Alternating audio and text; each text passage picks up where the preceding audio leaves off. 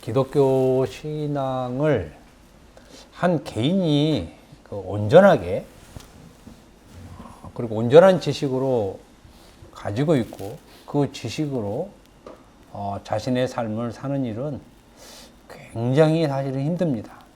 굉장히 힘들어요. 저도 말할 것도 없고 여러분도 힘들 겁니다.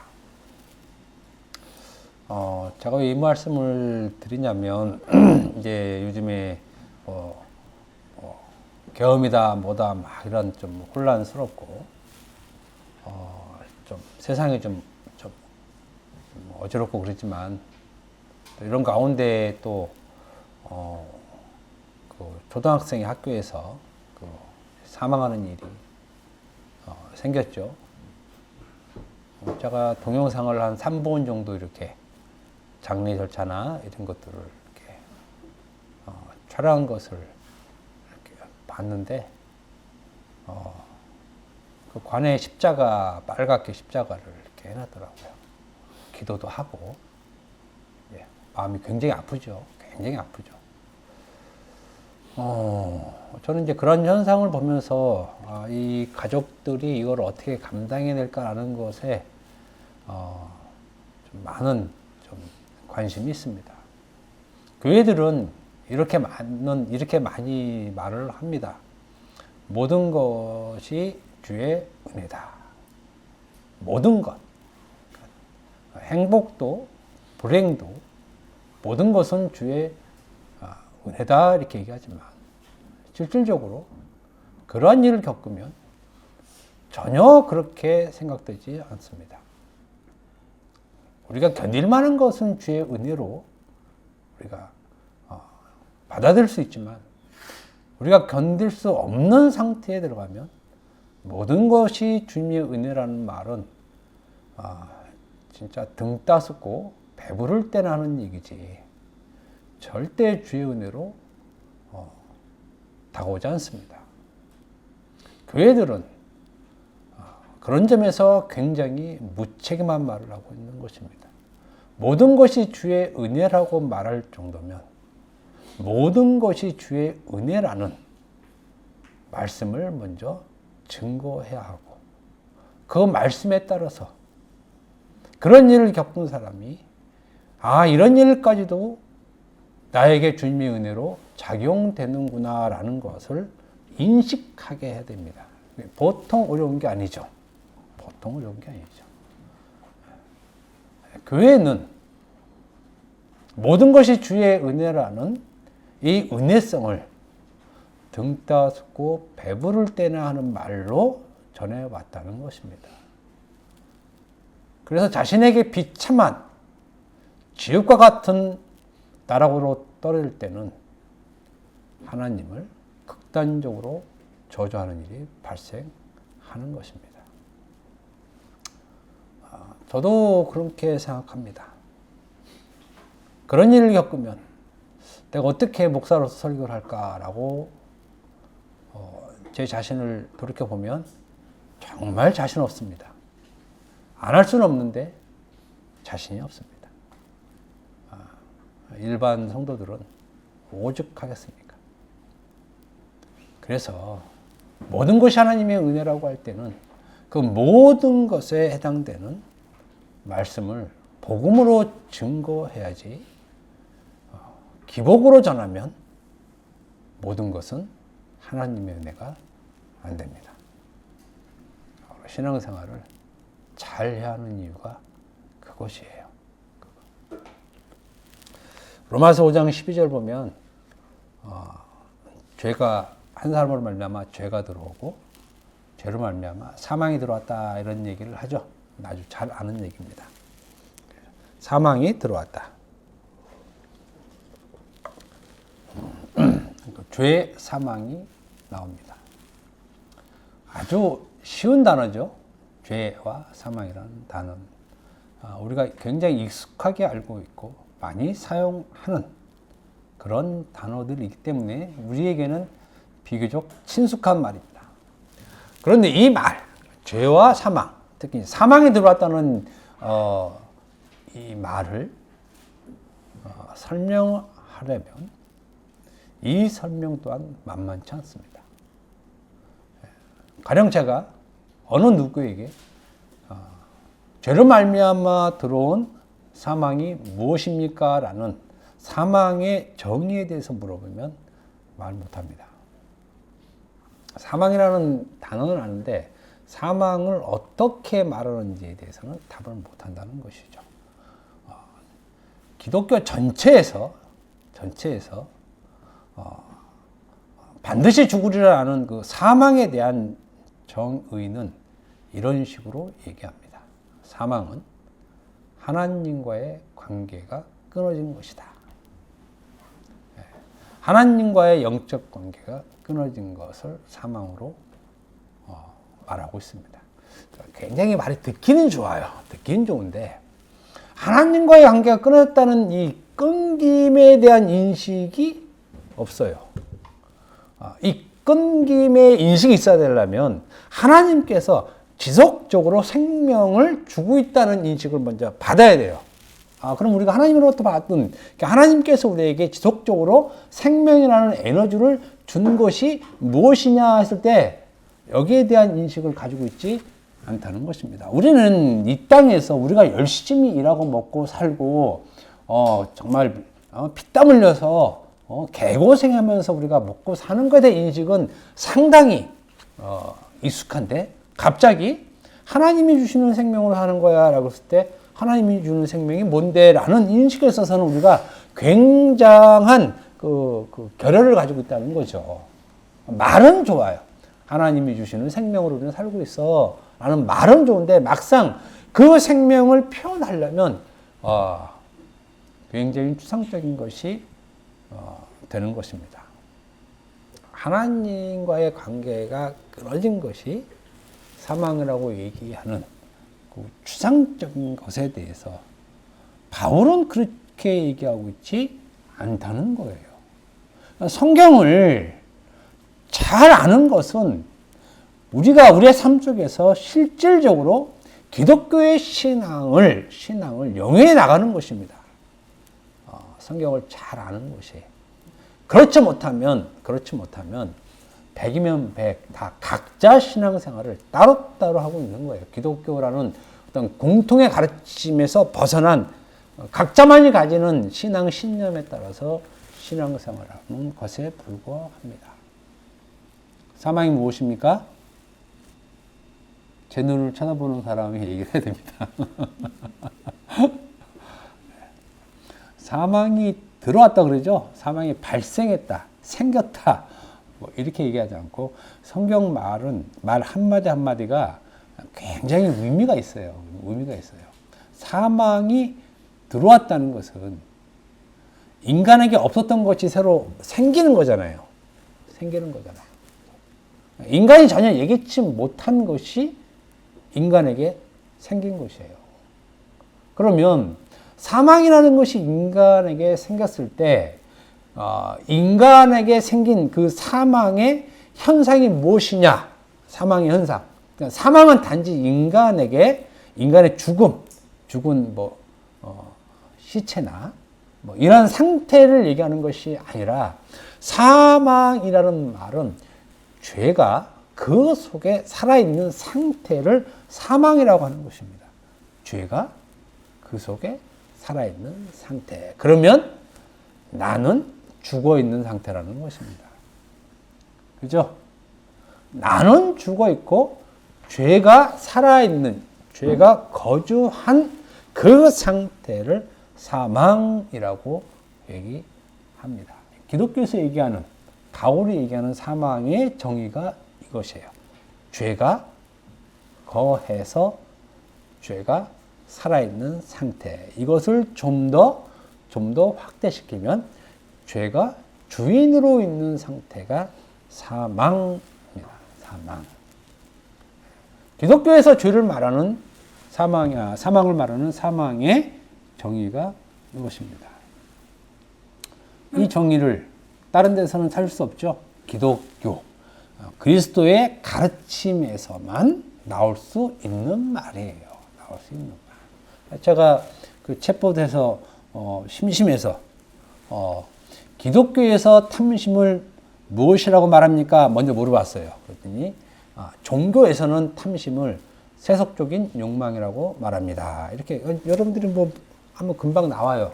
금방. 그래서 제가 또 불교에서 탐심은 무엇이라고 말합니까? 똑같이 얘기해요. 마음을 비우지 않고 세속적인 욕망에 사로잡혀 있는 것을 탐심이라고 말합니다. 기독교든 불교든 똑같아. 똑같이 탐심이라고 하는 것이에요. 그러면 기독교는 진리가 아닙니다. 그죠? 진리가 아니에요. 그건 누구나 알 수 있는 것이고 어느 종교나 가지고 있는 것인데 우리만이 유일한 진리야. 우리도 그렇게 얘기하는데? 그럼 어떻게 할 거예요? 이 말은 무슨 말이냐면 탐심을 잘못 알고 있다는 것입니다. 바울이 얘기하는 이 복음에 대해서 잘 알아야 하는 이유가 이것이라는 것이에요. 그렇지 않으면 불교나 기독교나 똑같은 간음이고 똑같은 도둑질이고 똑같은 탐심이고 다 똑같아요. 그냥 신만 다르죠. 그러니까 WCC 같은 그런 일이 벌어지는 거예요. 결국은 신은 하나다. 이런 현상이 나오는 것입니다. 그런데 기독교는 전혀 그렇지 않다는 것입니다.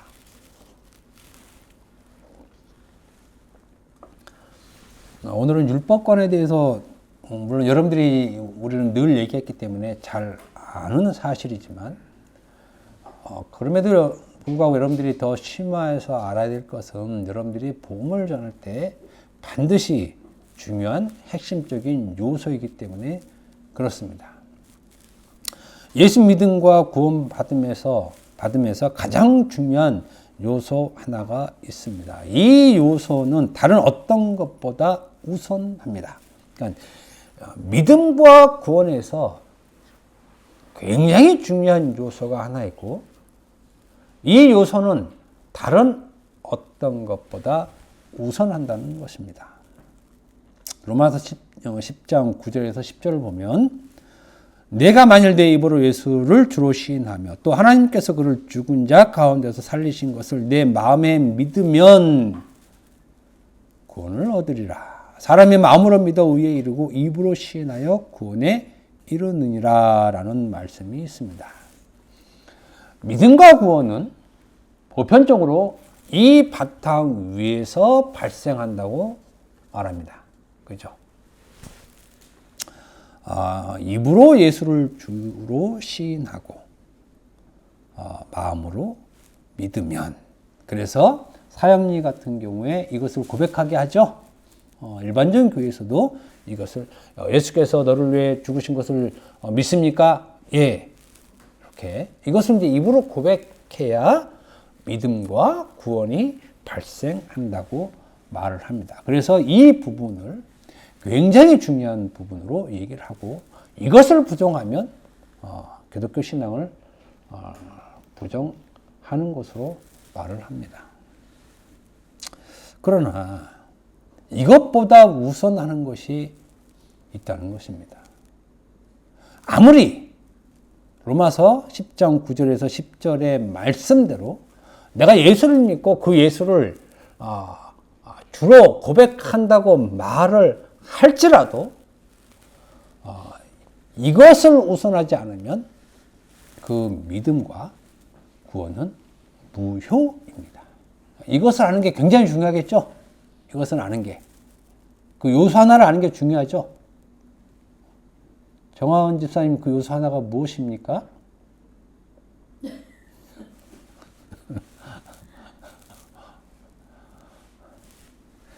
실컷 얘기해놔도 일주일밖에 안 되는데 모른다 그러고. 일주일은 좀 길지요, 사실은. 어제 얘기했어야 되는데, 일주일은 너무, 긴 세월이야.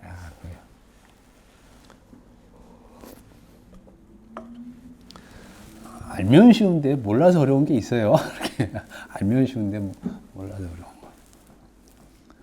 거. 제가 문제 하나를 얘기했습니다. 예수 믿음과 구원 받음에 우선으로 알아야 할 것이 하나 있다. 제가 그 지문을 여러분들께 제시합니다. 첫째, 하나만 제시합니다. 율법을 깨닫는 것. 이것이 정답이라고 생각하는 사람 손 들어보세요. 이게 세 사람들이.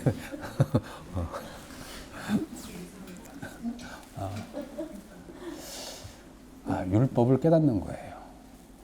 율법을 깨닫는 것. 예수 믿음과 구원 받음의 첫 시작은 율법을 깨닫는 것으로부터 시작된다는 사실입니다. 이것은 실질적으로 바울의 경험이에요. 바울의 경험. 근데 바울의 경험이라는 것은 자기가 몸소 체험한 경험이 아니라 더 근본적으로는 그리스도로부터 받은 계시에 의한 경험이에요. 계시에 의한 경험. 율법을 깨닫지 않는 모든 믿음과 구원 그리고 그 믿음의 행위들은 의미가 없습니다. 율법을 깨닫지 않으면. 그렇다면 왜, 무엇 때문에 율법을 깨달아야 하느냐? 그 이유에 대해서 바로 율법을 깨닫는 것이 곧 죄를 아는 것이 되기 때문에 그렇습니다. 이 말은 율법을 깨닫지 못하면 조금 의미가 뉘앙스가 다른데 율법을 아는 것과 율법을 깨닫는 것과는 뉘앙스가 조금 다릅니다. 좀 더 본질적인 얘기는 같은 얘기인데 이것을 같은 얘기를 모르기 때문에 제가 굳이 구별하는 것이에요. 율법을 알던 때도 바울이 있었죠. 그렇지만 바울이 율법을 알던 때와 율법을 깨달은 때가 다르다는 것이에요. 알던 때의 신앙과 깨달을 때의 신앙과 다르다는 것입니다. 그렇기 때문에 율법을 깨닫는다라는 말을 쓰는 것이에요. 율법을 깨달아야만 비로소 알 수 있는 것이 죄를 알 수 있는 것입니다. 율법을 깨닫지 못하면 죄를 모른다는 것이에요. 율법을 아는 것으로 죄를 알 수 없다라는 것입니다. 이 차이를 여러분들이 잘 인식해서 다른 누구에게 이 말을 전할 때 이런 표현을 써야 됩니다. 죄는 반드시 율법을 깨달아야만 알 수 있습니다. 그래서 기독교에서 죄는 일반 사람들이 자기 상식으로 알아서 그것을 죄로 회개하고 하나님께 돌아올 수 없습니다. 반드시 율법을 깨달아야만 죄가 무엇인지 알며 그로 말미암아 믿음과 구원이 그 의미가 발생되는 것입니다. 로마서 3장 20절입니다. 그러므로 율법의 행위로 그의 앞에 의롭다 하심을 얻을 육체가 없나니 율법으로는 죄를 깨달음이라. 율법으로는 죄를 깨달음이라. 율법은 죄를 깨닫게 하는 수단이다. 율법은 죄의 지식이다. 율법은 죄에 대한 지식을 주는 것이다. 이것이 율법에 대한 기능의 상당히 우선순위에 있는 규정입니다. 율법으로는 죄를 깨달음이라.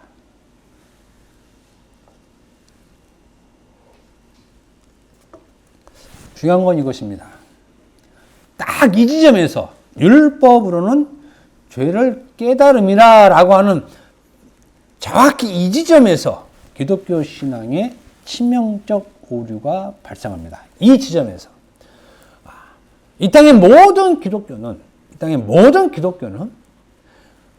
율법에 대해서 말하기를 율법은 죄를 깨닫게 해주는 것이야 라고 얘기합니다. 바울의 말대로 그대로. 그래서 율법으로 우리는 죄를 깨달을 수 있어. 율법은 우리에게 죄를 깨닫게 해 라고 말하는데, 이렇게 말하는 이 지점에서 기독교 신앙의 치명적인 오류가 발생한다는 것입니다. 그 오류란 율법으로는 죄를 깨달음이라는 말에 대한 오해예요. 이 말을 오해하고 있다는 것이죠. 이 말을.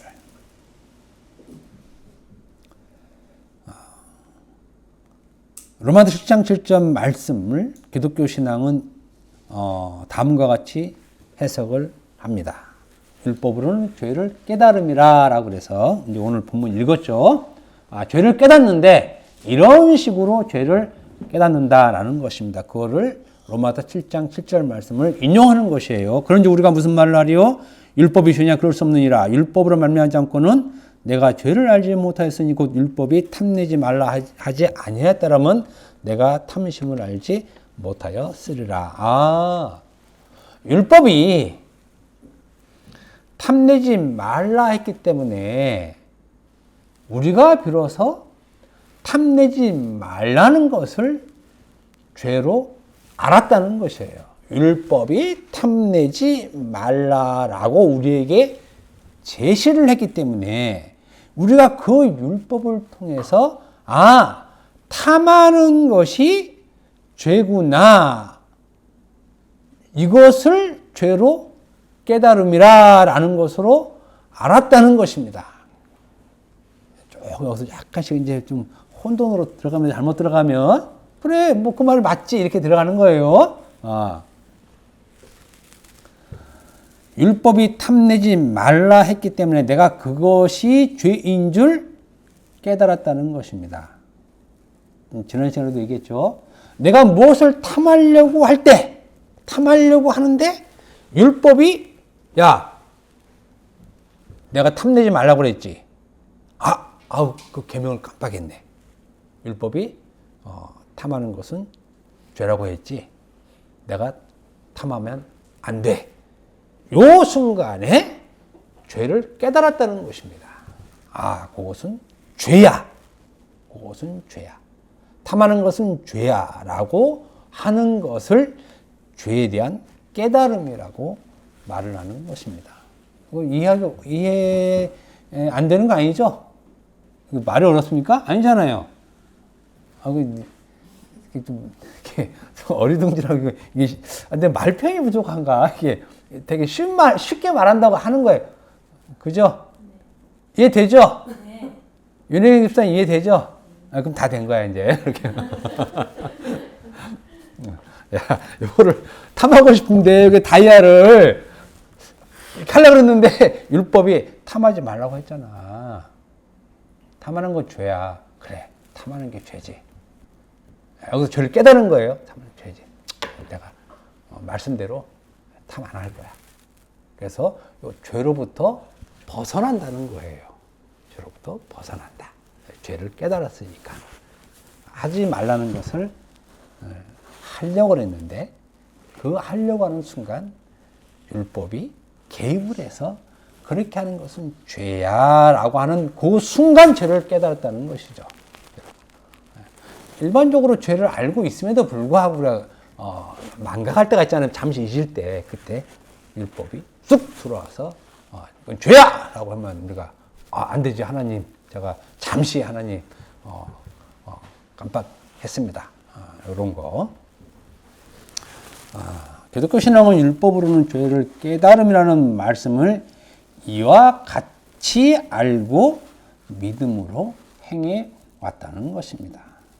모든 기독교 세계에서의 신앙은 이러합니다.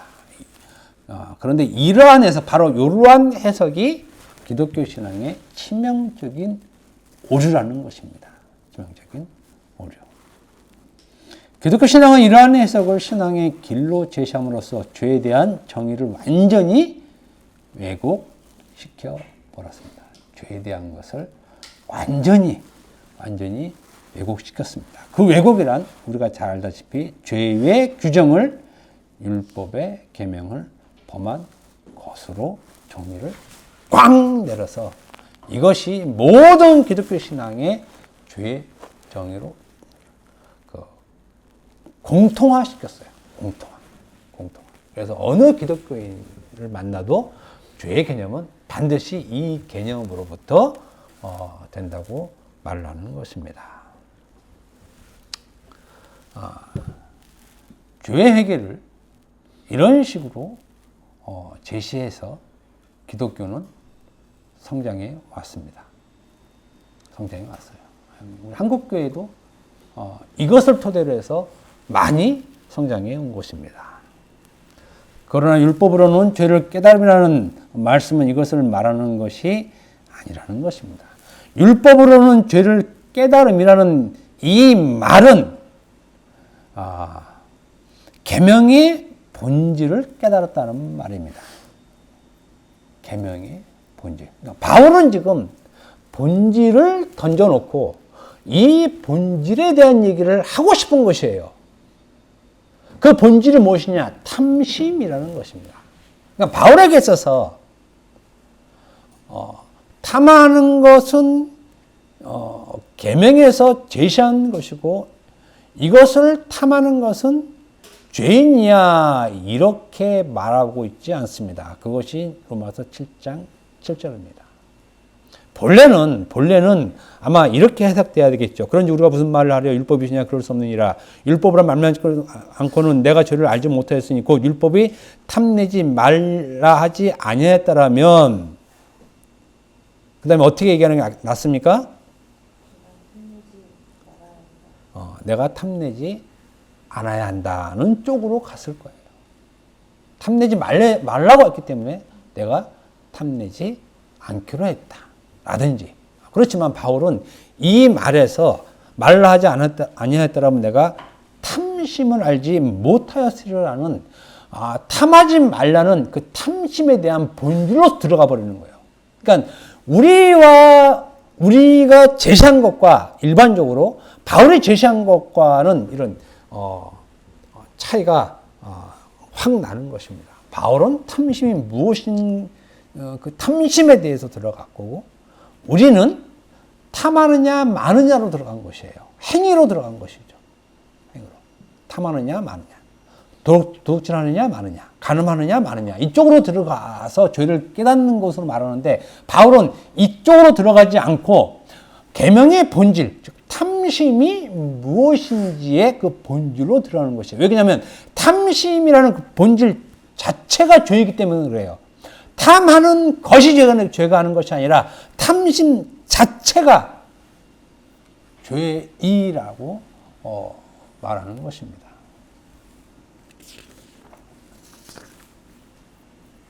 로마서 7장 10절의 말씀이 가리키는 것은 탐내라, 탐내지 말라, 그것이 죄다, 아니다 이것을 얘기하는 것이 아니라 탐심 그 자체예요. 내가 탐심을 알았다는 것입니다. 내가 탐심을 알았다. 탐심을 아는 것이 중요한 것이라는 것을 제시하는 거라는 것입니다. 그런데 로마서 7장 7절을 보는 일반적인 기독교 신앙의 시각은 율법이 탐내지 말라 했으니 탐하지 말라는 것으로 이 말씀을 해석하고 이 말씀을 아는 것을 율법으로는 죄를 깨달음이라는 그 깨달음으로 알고 있는 것이에요. 탐하는 것이 죄라는 시각만 가지고 있지 탐심의 본질에 대해서는 전혀 언급을 하지 않는다는 것입니다. 그래서 탐심이 무엇이냐 물어보면 세속적인 욕망을 말할 수밖에 없는 거예요. 그것은 불교에도 말하고 있다니까요. 불교에도.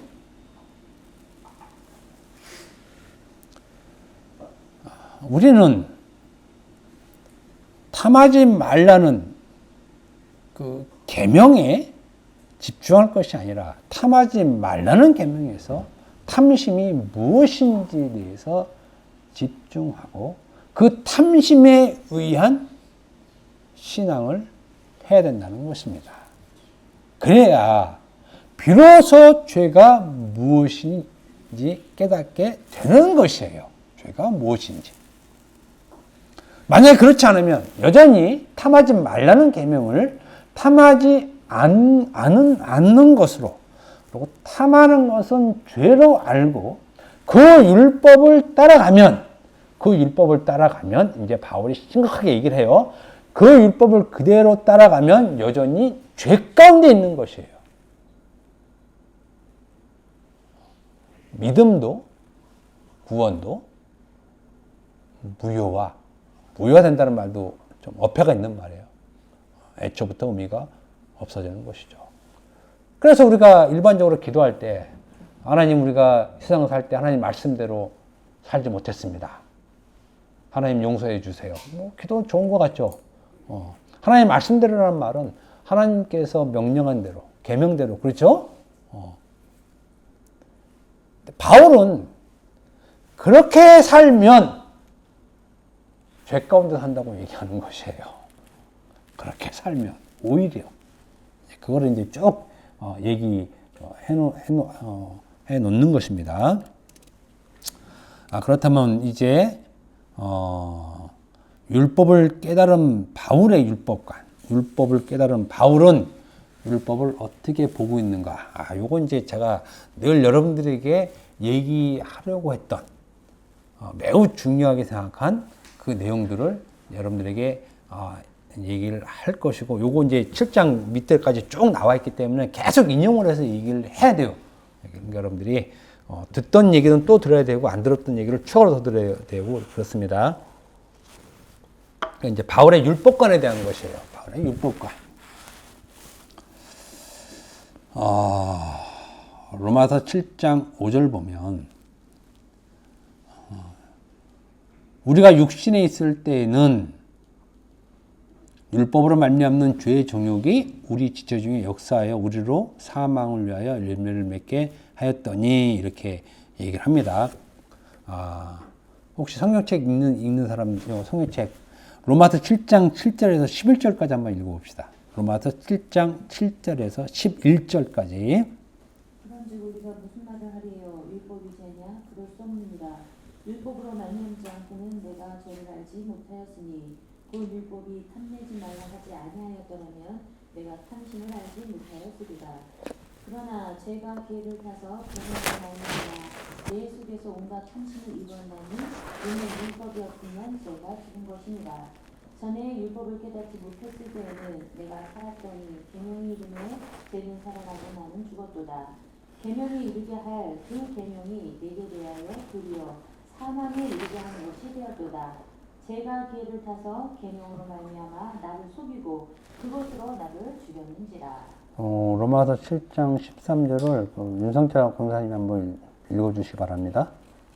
그런즉 선한 것이 내게 사망이 되었느냐? 그럴 수 없느니라. 오직 죄가 죄로 드러나기 위하여 선한 그것으로 말미암아 나를 죽게 만들었으니, 이는 계명으로 말미암아 죄로 심히 되게 하려. 지금 바울 로마서 특히 7장에서 자신이 율법을, 그러니까 예수를 믿고 깨달은 율법에 대해서 상당히 많은 말을 하고 있는 것이에요. 그러니까 신약 성경 통틀어서 이렇게 많이 율법에 대해서 압축해서 얘기하는 것이 거의 없습니다. 7장에서 거의 굉장히 강력하게 얘기를 해요. 굉장히 강력하게. 그러니까 기독교 신앙은 이 7장에 나와 있는 이 율법에 대한 바울의 시각을 가지고 그 율법에 대해서 가르치고, 그 가르침을 기독교의 가르침으로 제시를 해야 되었습니다. 그런데 현실은 이것만 빼고 얘기를 해요. 이것만 빼고. 그럼 바울은 어떻게 율법을 보고 있는가? 바울이 율법에 대해서 이렇게 얘기합니다. 잘 들으셔야 돼요. 율법에 대해서. 첫째, 율법은 하나님의 백성들이 거룩하게 행해야 될 항목이다. 이렇게 얘기하지 않죠. 율법은, 첫째 율법은 죄의 정욕이, 여기서 죄의 정욕은 무엇을 얘기합니까? 죄의 정욕은 무엇을 얘기해요? 네, 탐심. 이렇게 콕 집어서 얘기해야 돼요. 죄의 정욕은 탐심을 얘기하는 거죠, 바울이. 죄의 정욕이 우리 지체 중에, 우리 몸에 역사하게 하는 기능을 한다는 것이에요. 율법이 우리 지체 중에서 우리 속에서 탐심이 활발하게 일하게 하는 것이 율법이라는 것입니다. 물론 죄가 이렇게 한다고 하지만 율법이 이래요. 율법은 거룩하고 경건하고, 예? 그래서 우리가 하나님 앞에 설 때에 깨끗한 그런 모습이 되게 하는 것이 아니라 정반대로 죄의 정욕이 우리 지체 중에 역사하게 하는 기능을 하는 것이 율법이라는 것이에요. 이거 설명 밑에 할 거니까. 둘째는 율법은 탐심이 무엇인지 알게 한다는 것이고, 셋째는 율법은 내 속에 온갖 탐심을 이루게 한다는 것. 넷째는 율법은 죄는 살아나게 하고 나는 죽게 한다는 것. 다섯째, 율법은 나를 사망에 이르게 한다는 것. 여섯째, 율법은 나를 속이고 그것으로 나를 죽게 만드는 것으로 얘기합니다. 요건 여러분들이 우리 이제 교회 홈페이지에 가면 이제 파일이 올려져 있으니까는 꼭 기억을 하세요. 바울이 율법을 깨달은 후에 율법에 대해서 새롭게 안 것이 이것이라는 것이에요. 여기서 바울의 율법관의 주요 핵심은 무엇이냐? 율법은 죄의 정욕이 우리 안에서 활동하게 하는 역할을 하는 것. 죄가 움직이게 하는 것. 죄를 움직이게 하는 것이라는 것입니다.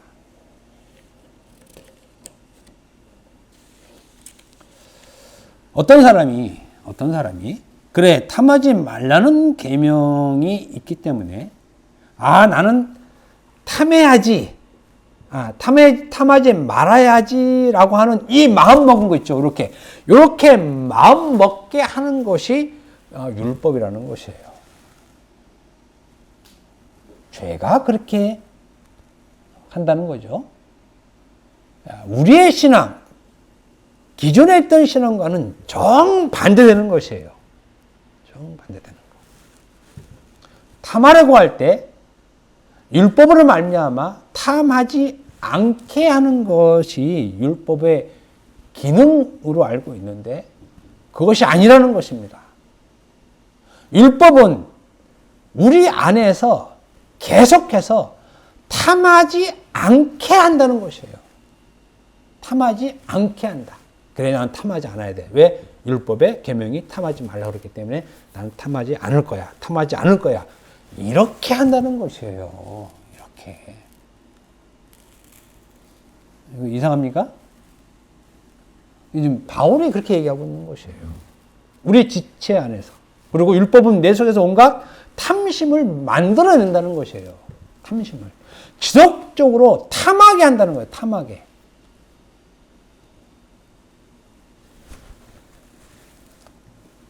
율법은 죄는 살아나게 하고 나를 죽게 한다. 야, 이게 참. 율법은 죄는 살아나게 하고 나는 죽인다는 것입니다. 나는 죽인다는 것. 그래서 바울은 율법이 없으면 죄가 죽은 것이라고 하는 것이에요. 율법이 없으면 죄는 시체라는 거죠.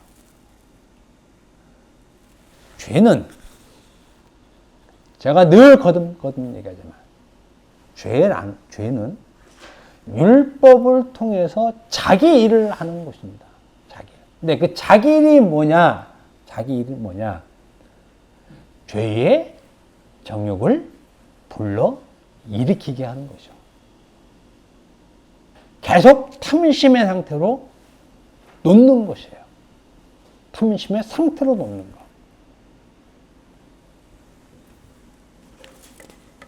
그와 더불어 율법은 우리를 사망에 이르게 하는 것이라고 얘기합니다. 사망에 이르게 하는 것.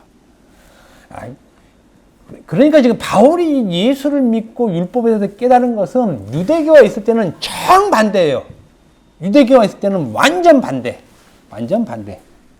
완전 반대. 유대교회에 있을 때 율법으로는 흠이 없는 상태가 생명으로 가는 것. 하나님과 함께하는 것. 하나님의 백성으로 거룩한 삶을 사는 것. 그죠? 하나님 나라 백성으로 사는 것. 다 이렇게 아주 아름다운 율법에 대한 이 생각만 갖고 있었는데 예수를 믿고 나서는 완전히 바뀌었다는 거예요. 율법이 정반대를 한다는 것을 알았다는 거예요. 율법은 정반대를 한다. 정반대. 우리를 죽게 한다. 죄는 살아나게 한다. 우리를 죄의 욕망으로 이끈다. 다 이래요. 다. 율법은. 그러니까 지금 율법은 율법 계명 그 자체를 얘기하는 거예요. 율법 자체를. 항목 하나하나를 얘기하는 것이 아니라 율법 자체가 그렇다는 거예요. 율법 자체가 다. 그러니까 이 율법을 가지고 내가 이것으로 신앙생활 할 거야 하면 이 사람은 죽은 자고 그 순간 죄는 살아난다는 것이에요. 어이구, 야, 너 잘했어. 너 아주 잘한 생각이야. 넌 계속 율법대로 살아. 그 길은 생명에 이르는 것이 아니라 사망에 이른다는 것입니다. 율법에 대한 잘못된 오해는 이렇게 사망과 생명을 구분짓는 것이에요. 그래서 로마서 1장 2절 보면 예수 그리스도의 종 바울은 사도로 부르심을 받아 하나님의 복음을 위해 택장함을 입었다라고 했을 때 바울이 사도로 부르심을 받아 하나님을 위해 복음을 전하는 일이 무엇이었느냐? 당연히 예수에 대해서 전하는 것이지만 예수를 전하는 그 방식이 율법에 대한 새로운 시각이에요. 복음을 전하는 방식이 율법에 대한 새로운 시각. 그죠? 그래서 바울은 예수께서 살아생전에 예수께서 가르치셨던 산상수훈이나, 그죠? 비유나, 이런 것을 단 한 글자도 전한 적이 없어요. 단 한 자도. 우리 예수께서 살아계셨을 때 십자가 못 박혀 죽으시기 전에 심령이 가난한 자는 복이 있나니 이런 말씀 하셨어. 내가 이것을 알려줄게. 이것을 복음으로 얘기해줄게. 이렇게 한 적이 없다는 것입니다. 단 한마디도 바울은 하지 않습니다. 바울이 예수를 전하는 방식은 율법을 깨달은 거에 대한 방식이에요. 율법을 비로소 깨달아야 죄를 알고 그 죄 때문에 예수께서 돌아가셨다는 것을 말씀하기 위함이라는 것입니다. 복음은 옛날 유대교와 함께 세워진 것이 아닙니다. 그것을 허물고 새롭게 해석된 율법 위에 세워진 것이에요. 바울이 사도로 부르심을 받아 사도로 한 일이 이것입니다. 이것을 전하는 것입니다. 그래서 바울이 가는 곳은 항상 율법과 충돌해요. 율법과 충돌해요. 율법과 충돌해요. 어느 지역 가도 율법과 충돌하는 일은 바울이 전한 복음은 예수가 그리스도라는 것인데 이것을 증거하기 위해 끌어온 수단이 율법에 대한 새로운 시각이에요.